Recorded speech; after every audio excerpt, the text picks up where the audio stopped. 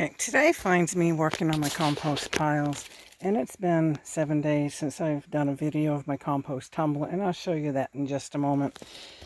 This right here is another compost pile that I started at the same time, and it still needs to be sifted, but the method that I use, whether it's tumbler or in a heap, is pretty much the same. I rotate by pitchfork or by shovel my piles, and I just turn the tumbler by a handle.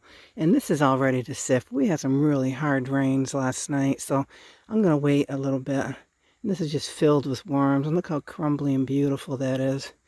So I have 3 ready to sift, and I have another partial pile that I'm working on as part of this pile here.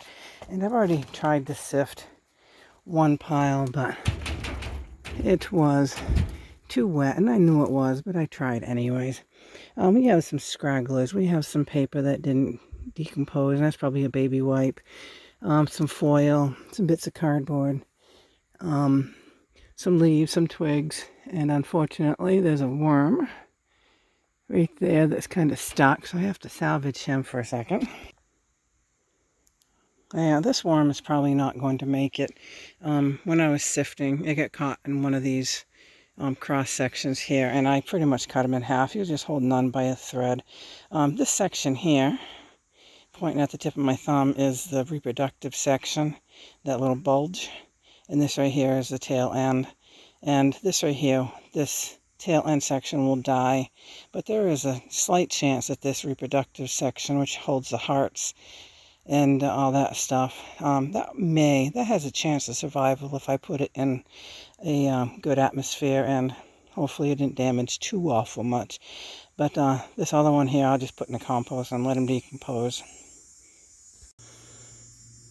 Okay, over here is part of what I just showed you, the same pile, and this is already sifted through 1/2-inch mesh, and you can see there's some worms in there that aren't quite happy with me that I moved their location, but they'll be happier in the garden. So, but this is sifted. And this right here is another pile. I started this the same time as I started that, the same time I started the tumbler. So you can see the difference. This has not been sifted yet, but you can see how beautiful and crumbly that is. That'll sift perfect, perfect, perfect. And it'll be much like that right there, although this is a separate pile from this, which is a separate pile from that, and my other piles. And I already started gathering rotten cardboard or rotting cardboard, my pea plants, and some ferns that I pulled up, but they are dead. I stepped on them at some point. So this will be the base of another compost pile. So I'm going to stop this, and I'm going to go to the tumbler, and you can see, we'll be able to see the difference between this, which is not tumbled, it was just turned by hand. This right here was another compost pile, another mound that's already sifted. So there's not much difference here, really. Get down in here. Of course, the sun's on it and the phone is overcompensating for me, but you can see the size differences versus that. Yeah, today is August 3rd, and it's been 7 days since I've done a video of my compost tumbler. And I just decided to empty it today because it needs to dry. It has some really, really heavy rains, and we should have wet compost anyways. But you can see that it's dripping wet. I really don't like it quite that wet. But I decided to empty it because I wanted to start a new batch, and I can finish this off after I sift it. But this right here didn't decompose because it was clustered together. Microorganisms couldn't get in there very well. So what I'll do is I'll shred this a little bit more with my hands, and I will put it in here, and hopefully I remember. That's a new tumbler starting. Actually, I'll put it right here, so I'm going to shred it. But as you can see, this right here has been 4 weeks, and it's doing really, really well. I'm calling this composted, and what I'm going to do is I'm going to let it dry a little bit, then I'll sift it. And of course, little pieces of plastic get in there. You can't help that. But I have a trash can here that I can put it into. But this looks really good. This will sift just as fine, if not finer, than this right here, which is quite crumbly.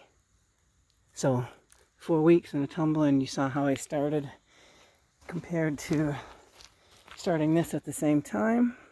I rotate that by hand, and you can see there's not much difference between a tumbler and a well-worked compost pile. So whatever method you choose, I like to use both. This right here I can keep adding to, and it can be a long term. The tumbler, I typically add all the stuff all at once and then just keep turning it from there. But there are different methods you can use. You can use fast method, slow method, hot method, cold method. And I have a tendency to do both, but I'm more partial to the hot method. I am. Ugh, bugs. Okay, I'm back here for a couple seconds, and I just did a video, and I might link it to this one here, or the one I just did to this one, or I might just put them all together.